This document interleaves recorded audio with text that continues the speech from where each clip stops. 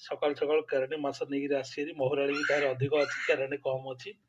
ଚାଲନ୍ତୁ, ମାଛ ପୁରା ସଫା ହେଇକି ରେଡି ହେଇଗଲା। ଚାଲନ୍ତୁ ଜଲ୍ଦି ଜଲ୍ଦି ମାଛ ବନେଇବା। ଆଉ ମାଛଟା କ'ଣ ବନା ହଉଛି, ଆଇଟମ୍ କି ନେଇଛି ଆପଣଙ୍କୁ ନିଶ୍ଚିତ ଦେଖେଇବି।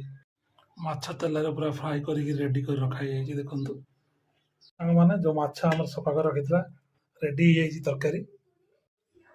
ହାଇ ଫ୍ରେଣ୍ଡସ୍, ଜୟ ଜଗନ୍ନାଥ।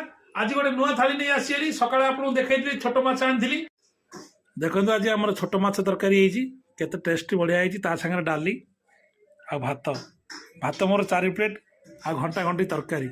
କେମିତି ଲାଗିବ ଯେ ସାଙ୍ଗମାନେ, ଚାଲନ୍ତୁ ଖାଇବା। ଆଜି ମାଛ କେମିତି ଟେଷ୍ଟ ହଉଛି ଦେଖିବା।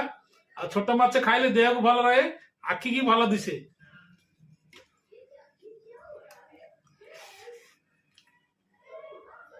ଏଇଟା ଆମର ଛୋଟ ମାଛ ତରକାରୀ ହେଇଛି। ଆଜିର ଖାଇବା ବହୁତ ବଢିଆ ଟେଷ୍ଟ ହେଇଛି। ଆଜି କ୍ୟାମେରାମ୍ୟାନ ଦେହ ଖରାପ ଅଛି, ଆସିନାହାନ୍ତି। ଆଜି ଡୁଗୁଲ ରାଜା ଭିଡିଓ ବନଉଛନ୍ତି।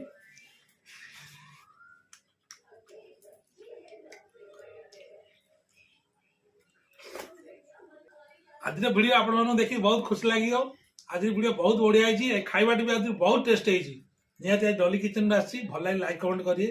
ରହୁଛି, ଜୟ ଜଗନ୍ନାଥ।